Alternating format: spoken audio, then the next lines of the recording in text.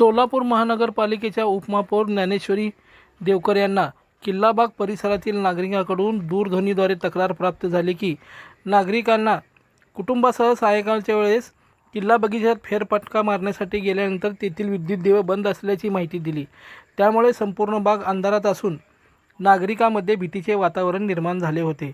विशेषतः लहान मुले व परिवारासह येणाऱ्या नागरिकांना मोठ्या अडचणींना सामोरे जावे लागत असल्याचे निदर्शनास आणून देण्यात आले। तक्रारीची तात्काळ दखल घेत उपमहापौर ज्ञानेश्वरी देवकर यांनी महापालिकेचे सहाय्यक आयुक्त शशिकांत भोसले यांच्याशी दूरध्वनीवरून संपर्क किल्लाबाग परिसराची त्वरित पाहणी करण्याच्या सूचना दिल्या। त्यानंतर संबंधित अधिकाऱ्यांसमवेत किल्ला बागेची प्रत्यक्ष भेट देऊन पाहणी करण्यात आली।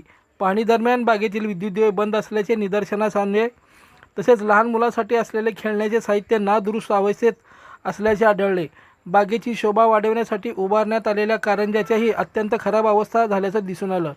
शिवाय बागेत ड्रेनेजचे पाणी येत असून शेजारील सार्वजनिक शौचालयातील अस्वच्छता परिसरात पसरत गंभीर बाब समोर आली आहे। उपमहापौर देवकर यांनी सहाय्यक आयुक्त शशिकांत भोसले यांना तात्काळ दुरुस्त व स्वच्छता व आवश्यक सुविधा पूर्ववत करण्यास सूचना दिल्या आहेत। लाईक करा, कमेंट करा आणि सबस्क्राइब करायला विसरू नका।